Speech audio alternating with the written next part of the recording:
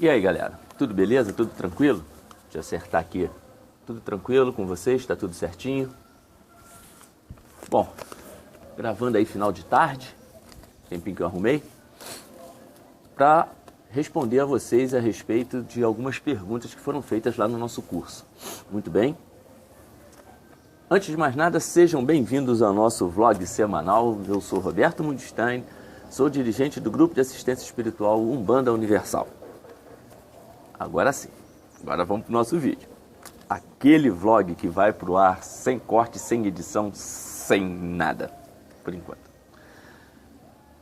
Pergunta. Fiz uma colinha aqui para mim. Como a Umbanda vê a homossexualidade? Bom, aí é o seguinte, não é a Umbanda que vê a homossexualidade, né? Os umbandistas veem a homossexualidade. Como que os umbandistas veem a homossexualidade? Cada um à sua forma, cada um da sua maneira. Os espíritos, vamos colocar assim, os espíritos que se manifestam na Umbanda não estão se importando com isso não. Não estão mesmo, de verdade. Por que eles não estão se importando com isso? Para eles tanto faz, não tem, o que importa é só a índole. O que é que você está fazendo de bom ou de ruim? Né? Quais são as suas atitudes diárias? Né? Como é que você se comporta diante da sociedade, diante da vida? É isso que importa. Sua opção sexual, se você é hétero, se você é homossexual, isso aí para eles não está importando muito não. Sabe? Eles não têm muita importância com relação a isso. Eu estou ajeitando o microfone aqui. Eles não têm muita importância com relação a isso não. Assim, eu tenho alguns colegas que são homossexuais, dois inclusive vivem em regime de companheirismo, né, união estável, aquela coisa toda. Então, assim, não é absolutamente nada contra. O cara quer viver desse jeito, a menina quer viver desse jeito, desde que seja uma boa pessoa, tenha uma boa índole, que vá tratar bem os outros. Pode ser médio dentro da Umbanda? Claro que pode. Vai receber caboclo, preto velho, criança, exu, orixá, do mesmo jeito que qualquer outro. Não tem o menor problema. Aliás, muito provavelmente, justamente por esse desprendimento sexual que a pessoa tem, provavelmente, se for um homem, vai trabalhar mais facilmente com as entidades femininas, por exemplo. Né? Não é que, vai receber pombagira, então vai ter que botar saia, blusinha, tomara que caia e tal. Não, não é assim. Calma. Né? Assim como as mulheres também não precisam se travestir de homem para dizer que está com preto velho ou com exu ou com caboclo, os homens também não precisam se travestir de mulher para dizer que estão incorporados como entidade feminina. Não tem necessidade de ficar exagerando em trejeitos. Eu mesmo trabalho com uma preta velha, vovó Sebastiana, e o máximo que ela faz, até para caracterizar, já que é um homem que está trabalhando com uma mulher, né? Para caracterizar, ela pega um avental e coloca um avental no colo. Pronto. É o suficiente para as pessoas olharem e falar, é uma vovó que está ali. Só isso. Minha voz não vai ficar mais fina por causa disso. Não vai ficar mais fina. E a gira anda normalmente. Próxima pergunta. As guias usadas no terreiro, como e por quem são preparadas? Bom, depende muito do terreiro que você está frequentando. Tem terreiro que exige certas coisas para se preparar a guia. Eu não vou ficar aqui enumerando, não vai dar tempo nesse vídeo de ficar enumerando tantas coisas. Eu vou dizer como nós fazemos lá no nosso. Né? Se a guia for, que nós dividimos as guias em dois tipos de guia, tá? As guias feitas com elementos naturais, lágrima de Nossa Senhora, sementes de açaí, cristais de rocha, até a guia de aço a gente ainda considera como, apesar de ter passado pela manufatura humana, né? A gente considera ainda como uma guia natural. Elas são preparadas com banhos, né? Como se fosse uma maci, né? A gente prepara com banho, lava com sal grosso, deixa, dependendo do orixá, deixa no sol para energizar. Se for uma guia de Oxóssi, vai deixar numa planta, numa mata, né? Assim, para energizar e tal. Ah, não tem condição de fazer isso. Deixa lá no altar, lá no terreiro, para energizar lá. E sempre antes de você colocar as suas guias, se você já for um médium de incorporação, a sua entidade vai cruzar, que a gente chama de cruzar aquela guia, né? Se você não for médium já de incorporação, uma entidade do guia-chefe do terreiro ou de algum médium já graduado dentro do terreiro, não que nós tenhamos lá na nossa casa, não tem pai pequeno, mãe pequena e tal, mas o tempo de casa também conta muito, né? Então, um médium já com tempo de casa, experiente, vamos colocar assim, um médium já experiente, incorporado de uma entidade, ele vai poder cruzar essa guia para você. Nada mirabolante, tá? É isso que se faz. Na época, por exemplo, que o médium vai fazer o amaci dele. O médium vai fazer o amaci, no banho de amaci que fica lá, joga um pouquinho na cabeça e tal, o restante fica lá dentro da bacinha, dentro do local onde foi preparado o banho, coloca-se as guias ali dentro, para ela já ir energizando também. Assim, não tem muito segredo. Umbanda simples. Diferença entre médium de cura e os demais.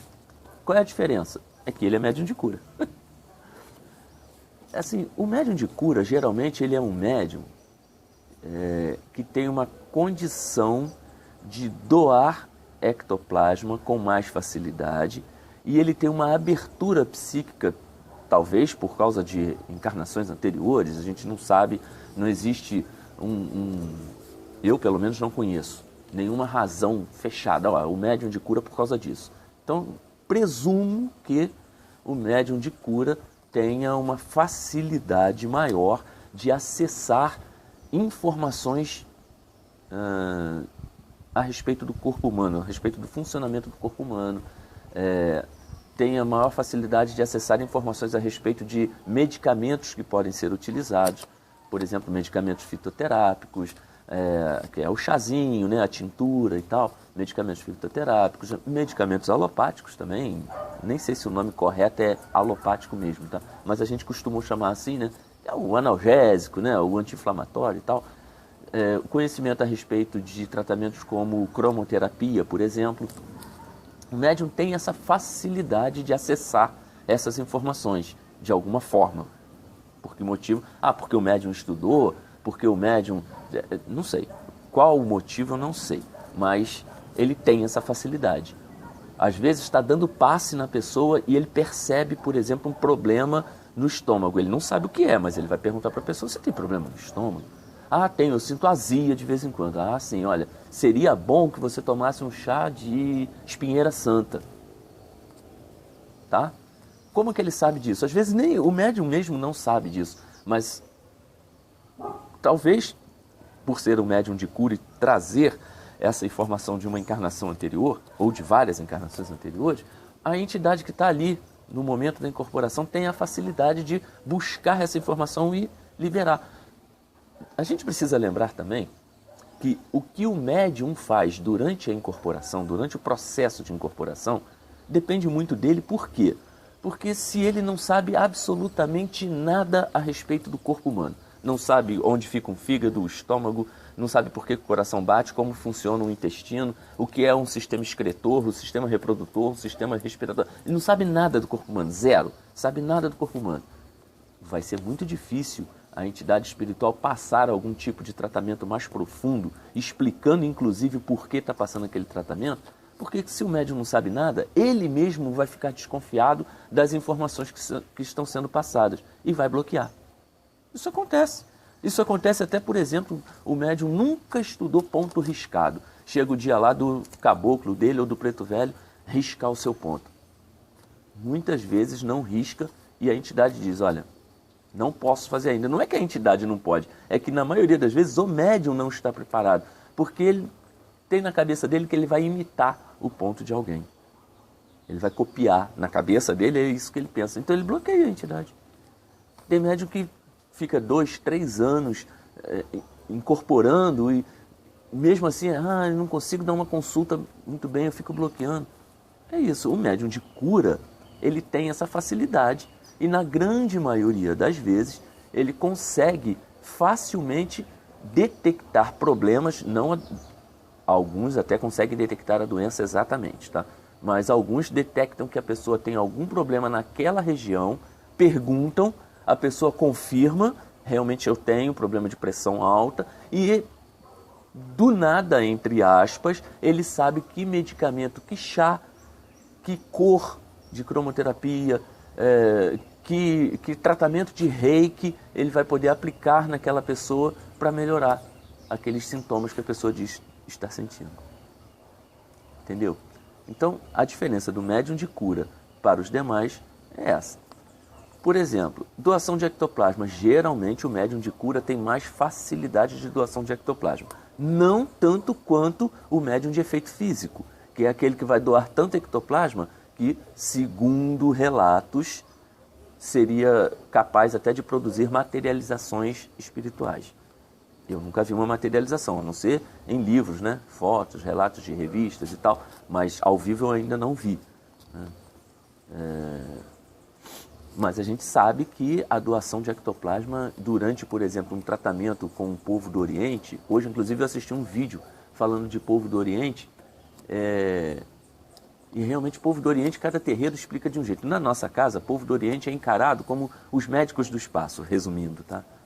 É encarado assim, os médicos do espaço. A sessão do Oriente na nossa casa é voltada exatamente para esse tipo de trabalho de cura mesmo, né? Ah, você vai fazer uma cirurgia e vai curar um câncer lá da pessoa? Provavelmente não, mas o trabalho é voltado para isso. E, de uma maneira ou de outra, todas as outras giras, todas as outras sessões acabam buscando um pouquinho dessa facilidade, né, de trabalho com o povo do Oriente, que traz essa coisa da cura e tal. Então as outras acabam também receitando lá uma tinturazinha de vez em quando, as receitas de chás são bem frequentes, né, porque aquela vibração do Oriente continua na casa. A vibração não sai da casa, né? Você acessa ela quando precisa ou não acessa. Tem mais uma pergunta que eu não sei se dá tempo de eu falar. Eu vou dar uma olhada agora no tempo. Se der tempo, eu ainda falo. Deixa eu dar uma olhadinha aqui no tempo aqui. Estou começando a acostumar a fazer isso, né? Deixa eu ver aqui quanto é que está o tempo. Não vai dar não. Vai ficar muito pesado. Eu vou tentar. Vamos lá. O que é Exu Mirim? Nossa, isso aí é outra situação, igual o povo do Oriente. Cada casa fala de um jeito, cada um tem uma interpretação diferente para o povo para o Exu Mirim. Cada um fala uma coisa. Uns dizem que é um moleque de rua, outros dizem que é sei lá o quê, um trombadinha. Outros dizem que é uma entidade espiritual que nunca passou pela encarnação, nunca encarnou. Outros dizem que são encantados. Alguns entendem que encantados e aqueles que nunca passaram por uma encarnação aqui na Terra são a mesma coisa, e Exu Mirim seria uma entidade dessa, porque é uma criança que vem como criança, mas que bebe, que fuma, fala palavrão em alguns terreiros, né? Fala palavrão, bebe, fuma. Então assim, eu vou falar para vocês, eu já vi Exu Mirim trabalhando, e a forma que eu já vi Exu Mirim trabalhando, eles vêm facilmente no meio de uma sessão de criança, numa sessão de beijada ou de herê, seja lá o nome que quiser dar, eles vêm facilmente ali, trabalham facilmente, e ninguém vai dizer que é um Exu Mirim que está ali, porque não tem muita diferença. Assim, explicar exatamente o que é Exu Mirim para mim é uma entidade infantil que vibra no grau de Exu. Seja masculino ou feminino, ele vibra no grau de Exu. Assim como os herês e beijadas são entidades infantis que vibram no lado positivo e negativo, dá a entender que é certo e errado, né? Que é bom e ruim, não é isso. Que vibram na direita, Exu Mirim vibra na esquerda. Não tem muito mistério não, gente.